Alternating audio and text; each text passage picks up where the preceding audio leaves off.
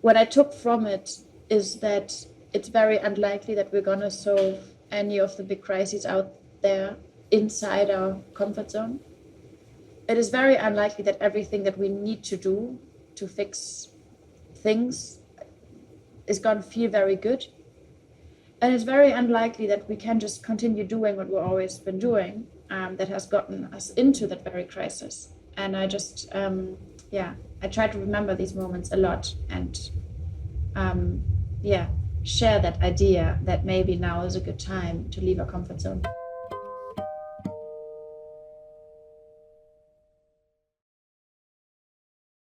My name is Susan Spurlock. I'm Executive Director of Ford Hall Forum at Suffolk University, and I'm delighted to welcome you to this evening's program. Tonight, we welcome Luisa Neubauer, an acclaimed German climate activist, upon the publication of her most recent book, Beginning the End of Climate Crisis, A History of Our Future. And this evening, she's joined by Sabine von Mering and Jule Manitz in conversation with Beth Daley. Hi, everyone. I'm Zoom and the audience, and I'm super excited to be here. I'm going to introduce everyone, but I just have to say, I heard of Luisa, and it's just a pleasure to meet you and all you've done, because it's sort of like a rock star, so it's great you're here. So Luisa Neubauer was born in Hamburg in 1996, is one of the co-organizers of Fridays for Future in Germany, and the most prominent representative of the German climate movement. In 2018, she met the Swedish student, Greta Thunberg, who we all know as well, at the UN Climate Change Conference, and then started Fridays for Future in Germany, together with other activists. Since then, Luisa has mobilized hundreds of thousands of people for numerous demonstrations, met various heads of state and government, and participated in the World Climate Conference in Madrid and Glasgow, as well as the World Economic Forum in Davos. I check her out her YouTube, because I see a lot of marches, and it's great. It's just great watching. Sabine von Mering is professor of German and Women's Gender and Sexuality Studies and director of the Center for German and European Studies at Brandeis University, not very far away. She's a core member of the Environmental Studies program and a longtime climate activist with 340 Mass and no. Did I say 340? Oh, wow. Good. 315 Mass. That was really a slip of the tongue. And no coal, no gas. She's also currently working on an edited volume entitled Multidisciplinary Approaches to Global Climate Activism, which would be really interesting to read comparatively. She's also the translator of Beginning to End the Climate Crisis, which we'll be talking a great deal about today. And Jule Manitz is a climate justice activist with Extinction Rebellion in Boston, where she plays a pivotal role in organizing and supporting impactful protests, including civil disobedience actions. Committed to coalition building, her work is particularly focused on environmental justice in East Boston neighborhoods, with crucial contributions such as leading numerous street protests, or something you've probably all heard about if you're from Boston, for the No Eastie Substation campaign. She's also a statistician and mathematician, which is really very cool. So let's jump in. I'm gonna start with like a basic question, Luisa, which is, I think you probably get a lot, but it's at the beginning. And how did you begin caring about the climate? I mean, I know because I read your book, but and how did Fridays for Future start? Thank you so much, first of all, for having us, for hosting this night. There are many stories to it. Obviously, there's a story that started in Sweden with Greta, who sat down in front of the parliament. And by that time, I wasn't a school student, so I kind of didn't identify as someone who should skip school, because I couldn't skip school. There was none. I was a university student. And I think climate activism, I cared for many things, like, we care for all sorts of things, but climate activism didn't really occur to me because I felt so uncomfortable with the idea of being like out there and protesting, and it wasn't something that kind of felt natural to me. But by the time that I read about those climate protests that started in Sweden, we had big fires across Europe. We had big demonstrations in Germany on our coal exit, and it felt like something is needed. And I couldn't come up with a better idea than, going on the streets on Friday. And I thought, well, maybe we got to give it a try. And I met Greta at a climate conference in Poland. And I noticed how it almost felt like this whole the men in the suits negotiating over our future, they were kind of tricking us young people into believing that we had a say in this, because they would sometimes invite us into a room, but access to power doesn't mean you have any power. And if they say have a seat at the table, maybe you should ask whose table, and what kind of, what are the rules, and are we complicit with something we don't agree with? And so I watched these climate conferences unfold, and I watched how Greta would confuse that kind of very specific understanding of power and ownership over one's future.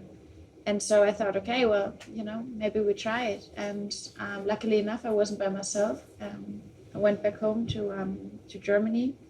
And obviously, as I'm more of a writer than an activist, especially back then, I first started writing an article and saying, hey, shouldn't the young people go on the streets? And I published that. And then I looked on it online, and I remember this moment, seeing it on the website and being like, damn, if now nobody does something, that's going to be quite embarrassing. And I felt like, man, okay, now I've written that thing, maybe I now have to do something. And then I felt like, okay, man, let's try it on one Friday. We tried once. And I got together with some friends, and we organized this first protest, which was nothing. Felt like it didn't feel like revolution at all. It felt like a very cold Friday, and we didn't know what we were doing, and we didn't know how to protest, and we were kind of awkwardly standing around. We didn't have microphones. It was everything was quite awful. And I went home. I was like, oh, we tried that, but maybe we try something else. But apparently people liked it, and people felt like, man, I want to do that too. And people called me and said, I'm going to do this in my town next. And then journalists called and said, hey, what's happening next? And I was like, oh, well, that we tried maybe one more Friday. And so now 6 years later, tomorrow is Friday, and we're going to be in Boston at the State House at noon. Please do join. And so, yeah, that kind of, that's how it started. And I think, what I took from it is that it's very unlikely that we're going to solve any of the big crises out there inside our comfort zone. It is very unlikely that everything that we need to do to fix things is going to feel very good. And it's very unlikely that we can just continue doing what we've always been doing, that has gotten us into that very crisis. And I just, I try to remember these moments a lot, and share that idea that maybe now is a good time to leave our comfort zone. Yeah, and I think it would be really useful for the audience, both on Zoom and well, tell us how big the movement grew. Oh, you were very cold in the first couple days, but then what happened? Yeah. But that's that's a very nice detail about that whole work. That we started, and I remember that the first day, that first Friday, we were striking in 14 towns across the country. And I did the speech, and I was kind of screaming because we didn't have the mic. So I said, guys, today we are in 14 towns, and maybe next month we can be in like 40 towns. But I didn't expect us to do that, and I didn't feel responsible for organizing any of that. I was just going to put it out there. And exactly 1 month later, we were in 50 towns. And another month later, we were in 200 towns. And eventually, 9 months later, we were 1.5 million people across Germany. And that was something very unique, I find. It was a moment that it was impossible not to know about these climate moments. It was impossible not to know someone who would be going there. And we found people across the country who, for the first time in their life, would actually be on the streets and feel like, man, this is our moment. And we saw the government responding, obviously not in the way that we wanted it, but that's not how activism works. You don't just get what you want just because you really, like it. But we got a climate law for the first time in German history, and we got a government to agree to actually exit coal, which is remarkable for a country like Germany that has burned more coal than most other countries in the world. And a country that's similar to the US has a lot of culture and identity about these fossil fuel jobs and about the strength behind that, assumed strength behind this kind of energy production. And because everything that the government then decided to do was too weak, we sued a government after in front of the Constitutional Court with a court case that is, without any humbleness, called Neubauer versus Germany, which is a very nice title. And but it was also this group effort of so many people coming together saying, you know what, we're going to the streets, but we're also going to go to court. And the court decided in our favor. We won this case, which is considered one of the big cases of climate litigation. And the court, the Constitutional Court, actually published a decision saying climate inaction is unconstitutional, which is remarkable and historic because it means that these excuses that we will get from governments around the world, like, we can't do so much and the people will not, and, we have something else to do and come back tomorrow and so on. These things don't work out. And that not just because it's so nice to have some climate action, because actually the Constitutional Court found that every generation deserves a similar amount of freedom. But if you block climate action today, it will mean, as a government, you increase climate burden for future generations, and they will have less liberty around these things. So they reclaimed freedom, they reclaimed liberty under the idea of climate justice. And that's not just, a case for Germany, it's universal. So take it and run with it and pressure your governments with it. Yeah, I definitely want to delve more into climate justice. I'm going to take a brief interlude for 1 second because you mentioned something at the State House tomorrow. Maybe you can tell us what's going on, because Extinction Rebellion is at the heart. Yes, so tomorrow we have a climate strike in Boston. We hope we are not going to be standing there awkwardly, so please come and join us. This is organized by Boston, XR Boston Youth and Fridays for Future and several other organizations. So please come and make it big. Tomorrow, State House, noon. That's all that you need to know. If you need any more details, xrboston.org, all the details on all the events. And we'll learn more about Extinction Rebellion in the conversation. But I do want to get back to the book, because there's many things about the book, and I kind of went through it twice, looking for themes that stood out to me. And I was struck over and over again in the book by the word you use about imagination, both the failure of imagination to imagine a different world. I remember one part of the book, the British Queen was asking, like, how come no one foresaw this crisis? Like, what happened? And the answer was, I'm going to quote from your book, the answer was a lack of imagination. From your book, you quote, the conclusion we have to draw for dealing with the crisis is all the more dramatic. It is a matter of exercising an imagination that can grasp the consequences of our actions for future generations in other regions of the world. And that struck me as really profound, because it's not the way the world works, right? And so talk us a little about both the failure but your view about imagining the future, and how do you do that? Yes, so this book, me and my colleague Alex, we wrote this at that very same time that we were starting that climate movement that became to be the largest climate movement the country had ever seen. And so it has some diary aspect to it. And I remember writing parts of it when we were occupying the European Parliament, and I was at that night with my little laptop, and you would have the police going around like this, being like, who are these activists? And which, by the way, was the first election on the European continent where climate was a number one voter issue, which changed so many things in politics, meaning that suddenly you could win elections through climate.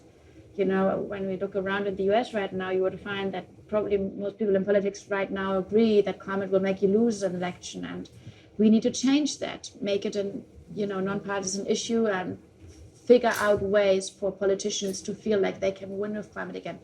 Different story.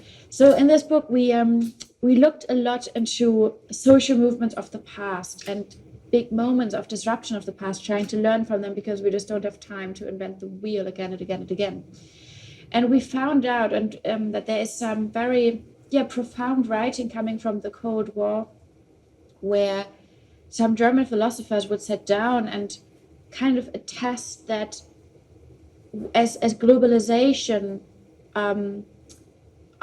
emerged, suddenly people were put into a place that they would have to grow and expand their moral understanding of the world, because suddenly it has always been that way, but in the context of globalization in particular, suddenly we were so directly responsible for consequence of our action on other parts of the world. We would really see it's no news that especially the global north is causing harm in other parts of the planet, but as globalization really emerged, and as the Cold War in particular expanded, we found, and those philosophers found, Günther Anders in particular, that in a way, this would be the time for the humankind to do, he calls it stretching exercises, moral stretching exercises. And he says, really, we got to sit down and think about how to expand our understanding of morale and of value. And we took it from there and really looked closer into some of the big environmental emergencies of the past. And we found some amazing studies being done around Fukushima, for instance, the big catastrophe in Japan. And it happened that one reason why this disaster was so disastrous is that the constructions workers around Fukushima, they knew that, there could be incredible storms and natural disasters and climate disasters happen that could possibly create a catastrophe like that, but they just couldn't imagine that really happening. So because no one could imagine these steel buildings to be, forced down by something like water or wind, they decided against introducing those additional safety measures you would need. So we see at that moment that we find ourselves unable to imagine the world breaking apart. We will not do what we need to prevent what is actually preventable. And yet, so that is the one side of that, what we call crisis of imagination, that we fail to imagine what is there. We've never seen it before, but we're also kind of lazy, it turns out, to expand our sense of imagination, to really exercise that. And we find that on the other side too. So it's very hard for people to imagine different futures. We find there's a lack of what they call future literacy, of the ability to see an alternative of the status quo, which is remarkable because in all of our lives, we incorporate, we normalize utopias and dreams of the past. The fact that I, as a young woman, can sit here on stage and say everything that I want to, that was long, there was a big dream once.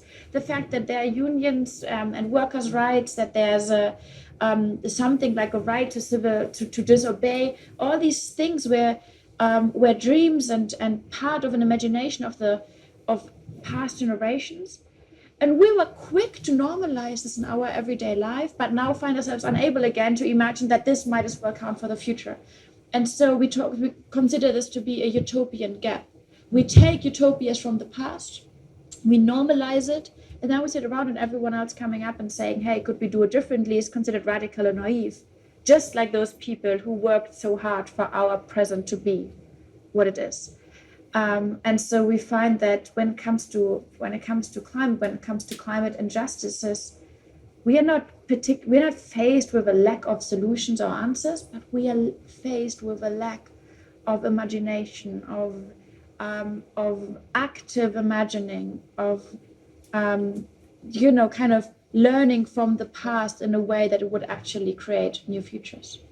I think that's so astute. It's so interesting because even if you think about it from technology, call AI, think about recombinant DNA, there was always a failure to imagine what could go wrong, right? Mm-hmm. Before these technologies go far. We tried in science with the Silomar, where they got together the scientists to figure out how they could not put genes of, one thing into another and come up with an action plan, but it was not an imaginative one. It was to prevent harm that they already saw. But so it's leading to a question is, what does it take to imagine that? I know it needs political will, which you've spoken and written eloquently about, but how do we individually and as a society change that imagination that we can? Well, I think one approach that I found very helpful and that I kind of rely on a lot is divesting from this idea that there is an old world and there's a new world and there's a switch in between. Utopias don't work like that. Utopias and new futures and also new disasters. We are in the middle of a process that you could call world making. We're making a world that humans have never seen before. And right now that world is mostly shaped and defined by disasters, but it could just as well be defined by just solidarity and love. We decide, we choose. But this world making isn't about that singular word and this big switch and this big one transformation, this big shift from A to B, but it's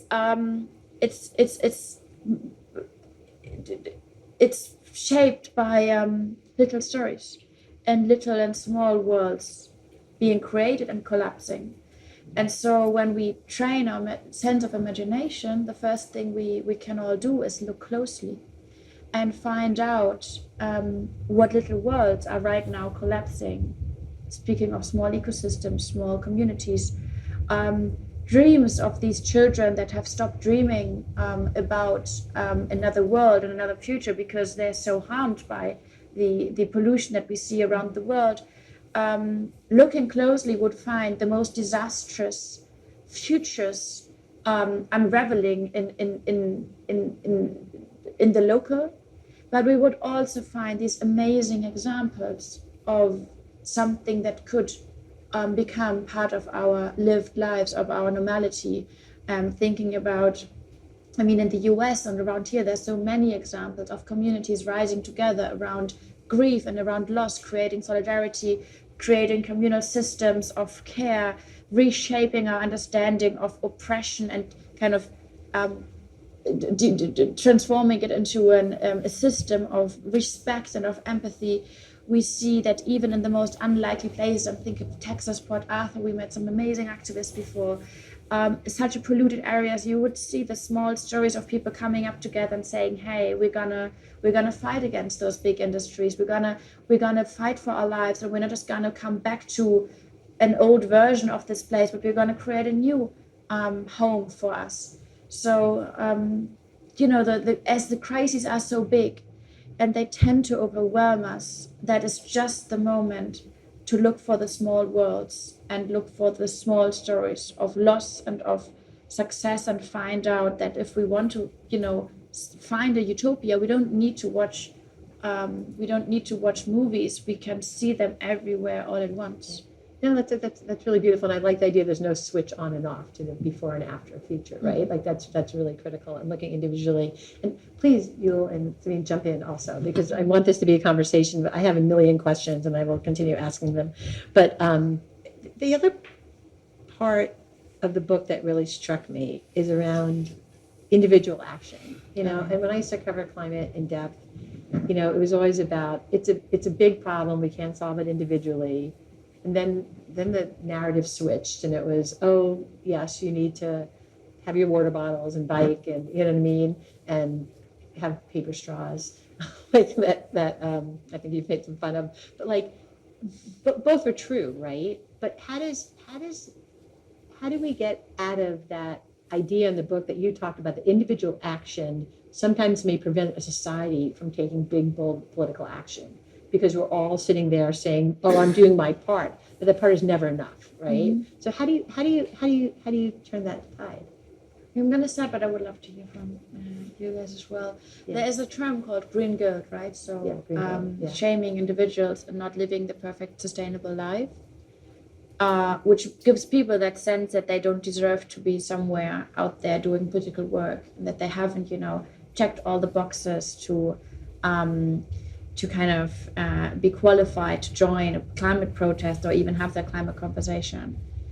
And that green guilt didn't just emerge, but it was very much designed by fossil fuel industries who had a big interest into, distracting from their own pollution. And, getting people all stuck up on, how much energy is my dishwasher wasting. And, it's not a coincidence that the CO2 calculator, where you can kind of fit in, like you'd write down how often do I fly in, and what house do I live in, what do I eat, what's in my fridge, and they give you the amount of CO2 that you're kind of wasting each year. And that CO2 calculate that's very prominent, at least where I'm from, that was designed by a fossil fuel company from the UK, and it was designed at the very moment that this very fossil fuel company had a bit of an issue with oil spills. And people are getting quite angry about these oil spills, and those companies really thought, man, isn't that a moment to get people all angry about their neighbor instead of us? So I do think, though, that this is not about kind of waving individual action away, because eventually what is society? It's individuals coming together for something, but it's about reframing what an individual can do. And part of our days we do spend shopping and writing lists and sitting in the supermarket and deciding what we want to do and choosing, what to eat and whatever. But most of our days we actually spend with different things. Most of our days we speak with others. Most of our days we work. We spend on social media. We make plans for our future. We talk to our neighbors. In all these parts of our lives, it does matter what we do as an individual. And eventually, when we speak of climate action, we don't need 3 superheroes to come along, but we need millions of very normal people to individually do this one thing, to create something like a collective action. So this is, I would, find that this is now the time that we maybe get, proactively and, and with some healthy anger, get rid of this idea of shaming each other for not living the life that most of us can't even live because our infrastructure is just not sustainable enough.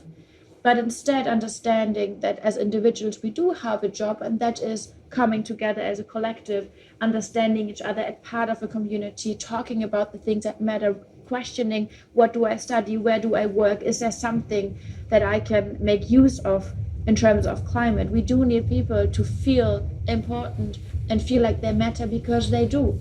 And when I look around the US, I've been here for almost 2 weeks now, I've spoken to so many people. And one thing that struck me is that I hear so often that people say, well, it's really bad with the climate and someone should do something, but I don't see anyone doing something. And I'm happy to announce that everyone is someone. And if we're looking for someone to do something, we might as well look around and find actually there's this one friend I can talk to. There's this one site I can check out. There's this one event I could actually go to. And I can bring a friend that hasn't yet much to do with climate. So, I think I don't care how people live and what they eat and how they get from A to B. I really don't care about these things. I care about what you do. If you're looking for this little spot in your life, little space that you have, and most people have a little space to get something done, to get something moving, to get something moving. And oftentimes, and that's a beautiful thing, one of the most dangerous things in the climate crisis is that we feel alone, we feel isolated. We kind of care, but no one else does. And the beautiful thing is just one single conversation can change that feeling. We know that the majority of Americans does care for the environment, across parties even. We know that the majority of Americans does agree that we need more clean energy and that we should care for these things and that we should change the infrastructure. Most Americans do agree that clean water and clean air is a great thing. And yet that very majority often feels like they're in a minority and they're in a little green bubble. And just one conversation, hey, I got you something, I got something for you, can change everything. No, that's lovely to say. I just want to ask you a question. Talk to us about, I will explain what Extinction Rebellion is for people who may not know it on Zoom or in the audience. And then how is organizing going? Are the protests going? Give us a little history. Give us what's working, what's not. It'd be really interesting.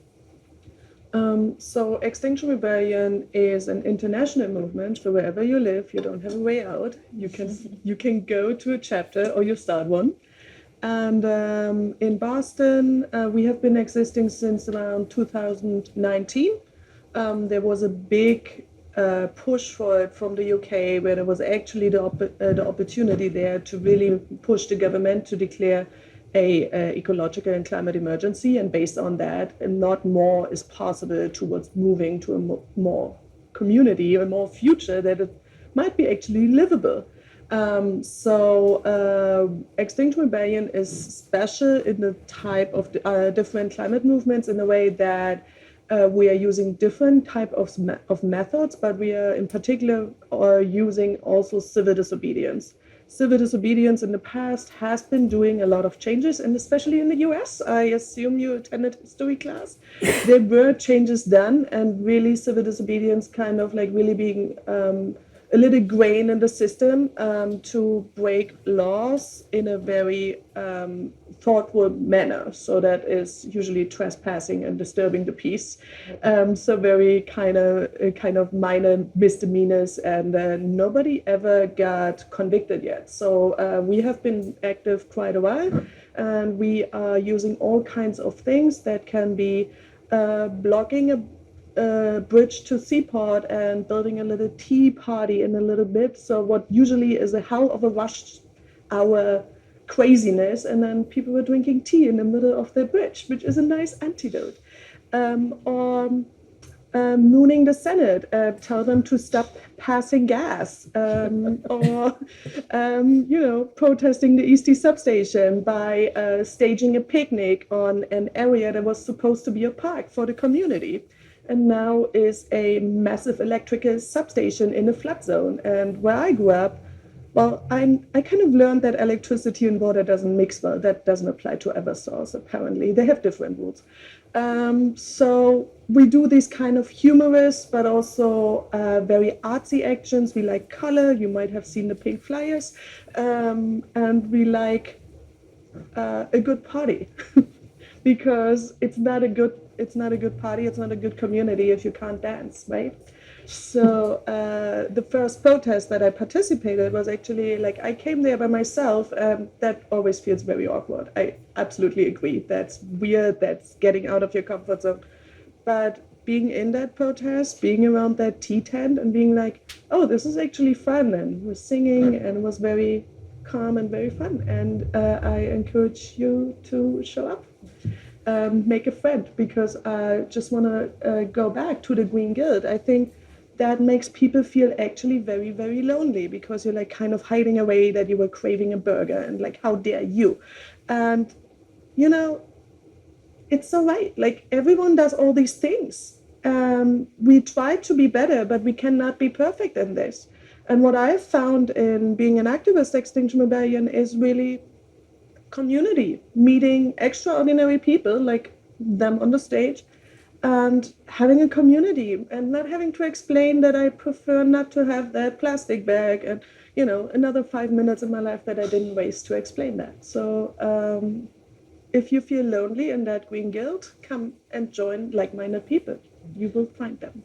That really resonates with me, because I'm older, and in my community, we a lot of people have that, right? And you do, and my friends and people talk about the plastic bags and the plastic straws, but not the bigger picture. So I think that's really wonderful advice. I just want to switch for a second, because Luisa would not be here today, and this book would not be for sale in America today if it was not for you. And what made you decide to translate it, and how'd that come about? Well, yes, food. It was very clear to me that the Fridays for Future movement was making big changes in Germany, especially, and I am German, and I am, very interested in seeing what Germany does. And my job actually at Brandeis is sort of to translate what Germany does for an American public. So I was a little frustrated that Fridays for Future didn't seem to have the same energy here, that I didn't see school children in droves striking, and it would be wonderful to find out in the Q&A why you think that is, but I thought maybe they need a little Luisa, and so I had read the book in German and really liked it, and thought that precisely this mixture of diary of how to start a movement, and at the same time also a breakdown of the crisis. Most young people, and I talk mostly to young people in my job, they feel overwhelmed by the climate crisis. And what the book does is break it into chunks so that you can actually see there are on-ramps to solving this crisis through justice, through communication, through the fossil fuel capitalism. So by chunking it up that way, it actually becomes much more manageable, and you realize there are many things we can do. And then they go in the last quarter of the book very concretely into suggestions of how to go about getting organized. And just one word on this issue of the individual action. I think all of us who do this, and I've been doing this now for over a decade, we get exactly the same questions all the time. We get the same answers and the same questions. When you ask people, what are you doing about climate change? Everyone says, I recycle. I got so upset about that now. When my students say I recycle, I'm like, stop right there. Like, that's nothing to do with climate change. Like, stop with this stupid recycling.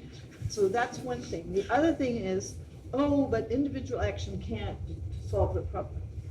To me, that question is a distraction, right? These are distractions. The other distraction, poor people can't afford to solve the climate crisis. Well, there's enough rich people around here, so let's leave it to the rich people to solve the problem if that's the issue, right? So what I'm finding is that people are extremely good when they hear about climate action to quickly think, how can I avoid doing something? Yeah, I can't do it by myself.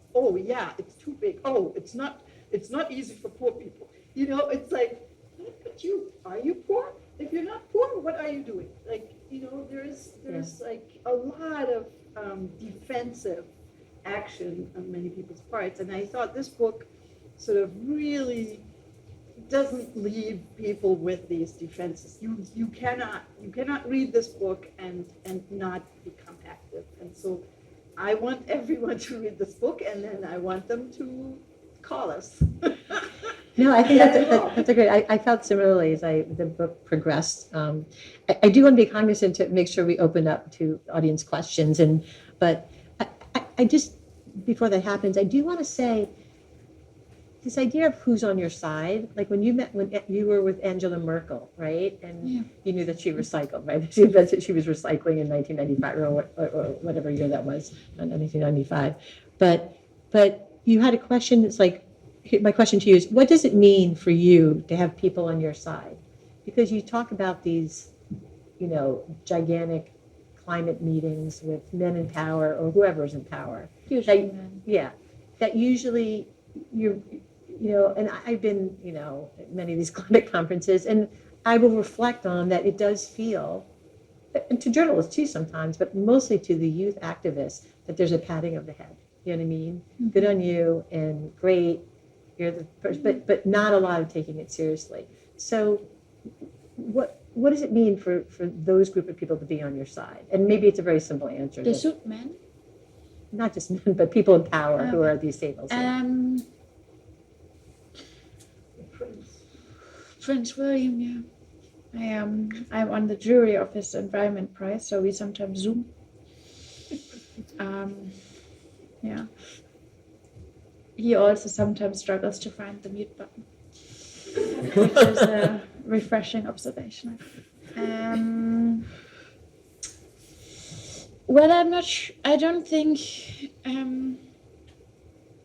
To be very honest, I'm not sure if I care so much about which one of these powerful people exactly is on, if you call it my side, which would be the side of planetary existence.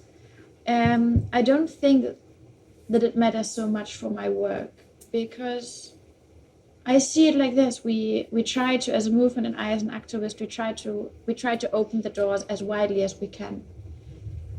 When Prince William asked me to join his jury, I was a bit uneasy. I was like, oh man, this the monarchy and so on, it's a bit of a tricky institution. But I thought of the many people that wouldn't be interested in what I do, but that would be very interested in what Prince William, for instance, does. And they maybe for the first time would understand, man, that could be something that matters for me too. Because if someone like him says, I want to introduce an environmental prize, that could actually change the perception of many people. And it turned out that for the first time in a long time, the tabloids in Germany were reporting so nicely about my work, because suddenly I was hanging out with this man on Zoom, and people would call me up that would be very critical of this whole Greta environment, or man, do you want to take away my car thing? Because suddenly felt like, if he's doing that, that changes stuff for me. And so I, in my work, try to build bridges to whatever community is there. And that is eventually, activism is two things. it's looking closely and figuring out that hope is work and hope is getting stuff done and getting up and doing something.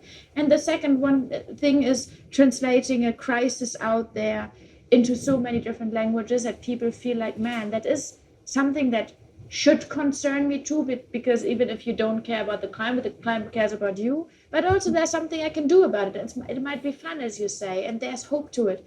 And actually, it pays that there is something that I'm going to benefit from if I engage with it. It's not just this stupid issue of environmental whatever, but it's being able to hug the world again, because we don't only have to be scared. Activism for me is falling in love with the world again, because we see there's not just crisis out there, but there's a world that desperately wants us to look up and care and get together with our friends and do something, whatever it is. And so that is part of my work. And so whatever community there is, I'm thinking of super conservative people in rural Germany, that we've tried to figure out, okay, so who would they listen to? They would probably not listen to me, even if I came along with Prince William, but they might listen to some older rural man who happened to be, I don't know, in industry, who happened to be in union. So I tried to connect them and say, hey, you guys should maybe hang out and meet a bit. We tried to find an approach for union workers in transport. We found out that there's a mutual interest of union workers working in public transport because they need good wages, and we need more public transport. So we get together with them and we figure out where is it that we meet, and we figure out that they need us to prove that we care about them too, and so we show up for them, and eventually they will show up for us. So that's part of the work.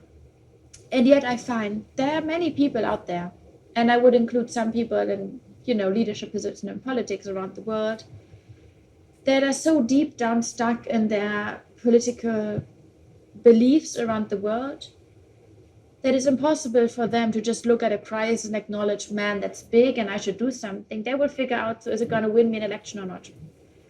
And so I don't think it's my job to put these people into kind of climate therapy and wait for this holy moment that they say, trees are great. But I think as an activist, my role is to figure out, can we convince them or can we pressure them? So when Angela Merkel to us said, oh, it's so great what you do, good luck with that work, and at some point you're going to be in a position of power and change stuff, we went to court, And I find that is also, activism is about opening those doors, but also finding out when it's up to us to choose a different route. No, that's very So smart. Beth, let's see if there are any, I'm over here. Oh, good. I'm so Let's sorry. see if there are any questions from the audience. Hi, I'm Paul. I'm also from Hamburg, actually. Yeah. We call it the most beautiful city of the world, and we mean it. Yeah, it's very pretty. My question was, well, of course, coming from Germany, and also what you guys have been saying, there was a lot of success with Fridays for Future, with Extinction Rebellion, with the lawsuits.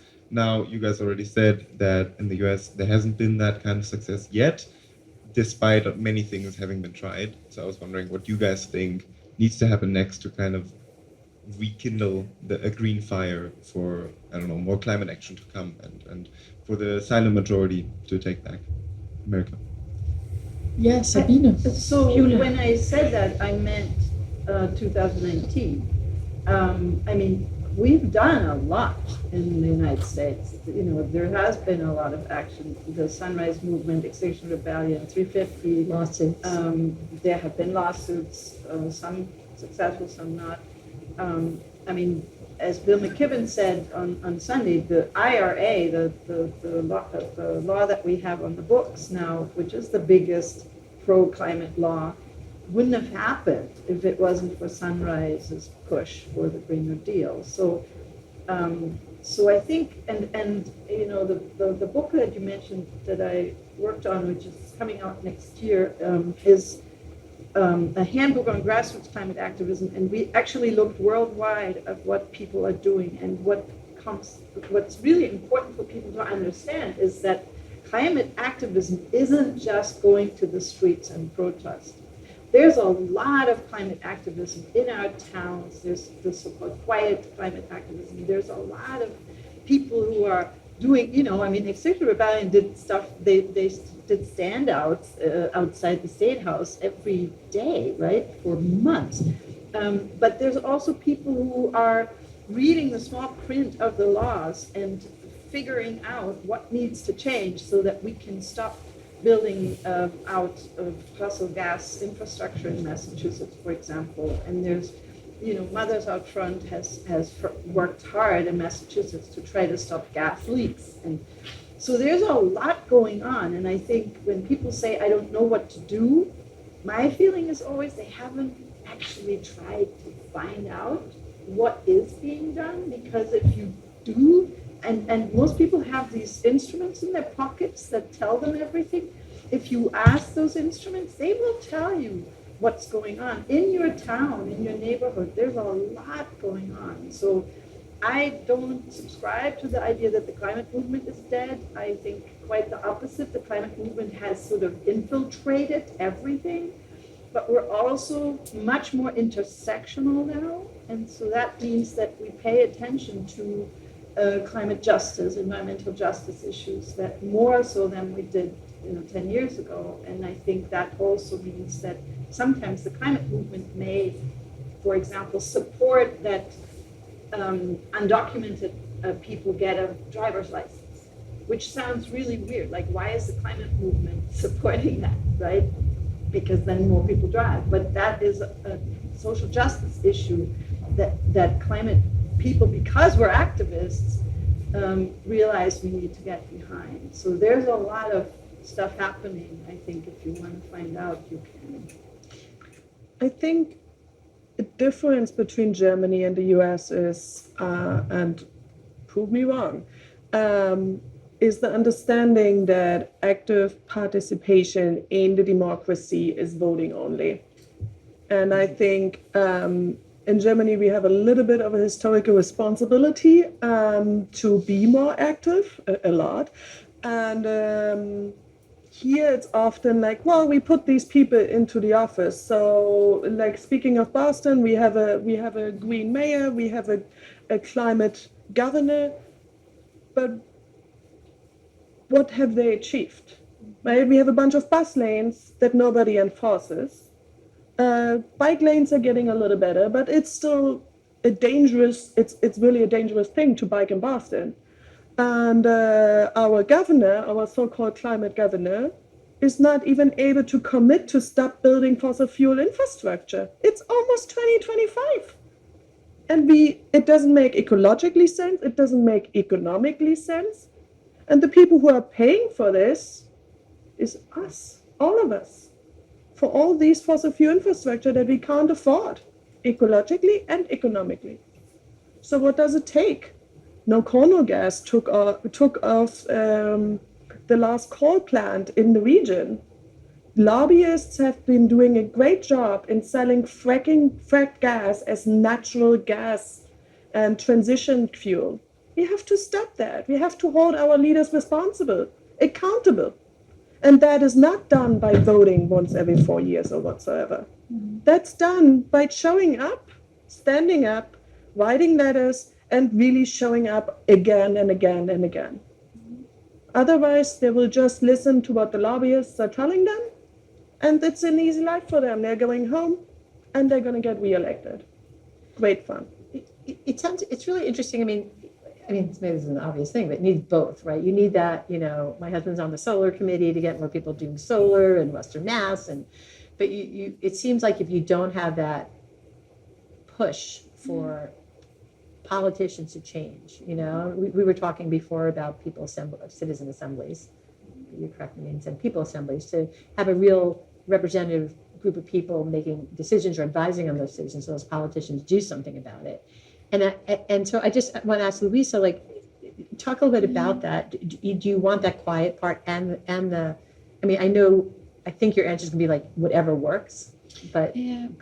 Yeah, there is a whatever works aspect to it, but I think Paul has made a good observation about the effects of a vibe that is missing. So the issue is at that moment that you get, many small people doing something. And what I've noted in the last week, I've been around speaking to hundreds of students in the last week in places. And if you look closely, especially in the US, you would find amazing community work. You would find the most amazing examples of people really creating local change, which is often the place where it's most effective. You know, you can kind of, when they talked on the TV debate about fracking in Pennsylvania, someone should have maybe mentioned that actually president can't just ban fracking in a state like Pennsylvania. You can ban fracking on federal land, but that's only 20%, I think, of the fracking that's being done there. So a lot of that stuff is actually happening on state, on local level, and there is a lot happening. And yet what scientists call this pluralistic ignorance, so this idea that I'm in a minority, while if I, for instance, care about the climate, whereas studies show us again and again and again, and polling shows in the US, there's a wide majority that really cares for the environment. That pluralistic ignorance makes it so easy to feel like, oof, I'm doing something that's a lost cause, and I'm definitely not going to out myself on this. I'm not going to speak to my neighbor about it. I'm not going to introduce a conversation. I'm not going to mention it when I'm kind of casually speaking with someone in my local politics. I'm not going to mention it to the school teacher who might actually then do something else. So alongside to that kind of on the ground action, whether that's like protest, climate action, or whether that's kind of transformational work in terms of infrastructure, we find that to get that acceleration that we so desperately need to kind of pick up pace with the climate disasters and get a chance to actually prevent catastrophes, we need some kind of momentum. We need a spirit in the room, and for that spirit, and that's why we mobilize again and again and again in Germany. We need people to show up somewhere to start a conversation. So tomorrow, when there's an action in Boston, we're going to be tens of thousands of people on the streets of Germany, and we're quite aware that that's not going to change big time politics, but it's a moment when people are going to say, so are you going to go to this protest or not? People are going to go to the protest, come back and speak to the hairdresser about it, and said, oh, I just got back from a protest, now my hair's messy, whatever. They're gonna, people love talking about the stuff that they do and that they in particular feel good about. So what we see is that general conversation, a general spirit of, there are actually so many people doing something that can be really enforced and sparked by mass action, by people showing up to stuff together. And that I find, however, also requires us to kind of allow some complexity when it comes to change. Change is not linear, and change, kind of comes and goes in kind of chaotic pathways. And so I do hear people a lot being like, oh, what can a protest change? And I'm like, well, really, what one thing we know for certain is that protest has changed a lot of things, not just because people show up, but because it's often the beginning of something that leads to changes. It makes a lot of sense. I usually stand around in a polar bear costume on that's you? Route 9. and we protest Chase Bank because Chase is the biggest investor in fossil fuel infrastructure, and so you shouldn't use Chase Bank. And people drive by, and it's so interesting when you see them see me in the polar bear costume, and they look first and they're like, what? And then they point and they start laughing and they start talking to each other, and then my friends are standing there with their signs saying don't bank with Chase. And I'm always imagining the conversations that we're triggering in these cars. Because any car where there's someone on the phone or someone sitting next to someone else, they have to talk about what they just saw. And the way I see that is, this is a very small thing we can do, just 1 hour a week. But it starts a conversation, and you never know. I'm imagining, like, they say, well, yeah, why are they doing that, Mom? Oh, well, there's this thing called climate change. What is climate change, Mom? Like, you can totally imagine that conversation leading somewhere where this then goes, and what do we do to change it? What are we doing, right? So Right. that's kind of what activism is all about. Yeah, and I love that idea of just one conversation. Yeah. It's also a great example of the comfort zone thing. Yeah, if you want to try something really new that you didn't know you can do, become an activist. Well, we're running out of time, and I have like so many questions. We didn't talk about the media. We didn't talk about so many things. But Luisa, just because, I'm just curious, what are your plans in the U.S.? Like, how long will you be here? And I also know you're working on a new book, an atlas of sorts, I believe. The atlas has been published, so it's so that is Oh, it's only in German. No. Yeah, so that was my first book, and now number 4 is an atlas, which is has been a beautiful project, because I really wanted to do something weird and colorful and funny, and so we did a big atlas showing the ugliest animals going extinct, saying we shouldn't just protect the pretty ones, the polar bears, but we should protect the ugly ones as well. And we're showing how much electricity is generated just by one spin of one windmill, which is enough electricity to bake 10 pizzas, which I find a lot. It's 6 seconds, you get 10 pizzas. These things are so damn efficient. And and also quite an old technology, right? Often, that's the fossil fuel bias of our own history that we're telling us. We consider solar and wind and heat pumps and these things to be like old, like very new innovations and not so reliable.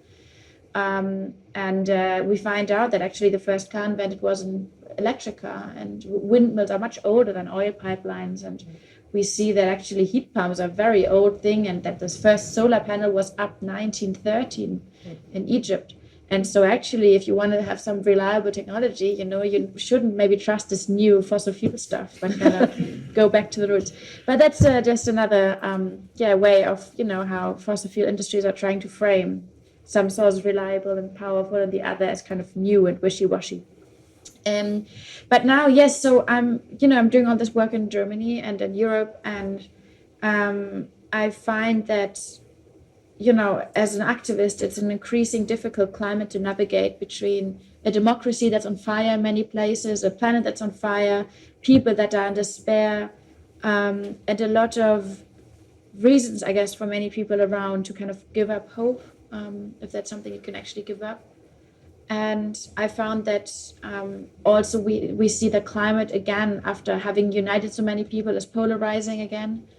And I guess one of the spaces where all of this is kind of most visible is the US right now. So I'm spending 2 months here trying to figure out how activists and movements and people and individuals and are navigating through that, and are kind of finding the unlikely loopholes to still fight for success and resist in this difficult environment.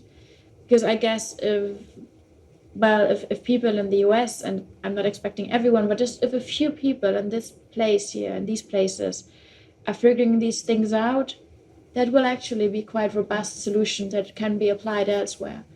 And there's an important election coming up where we find climate being widely gaslighted for, pragmatic reasons, but with quite a high cost attached, because it means it's going to be more tougher and tougher to reintroduce a climate after the election, and we're going to have a big election in Germany next year.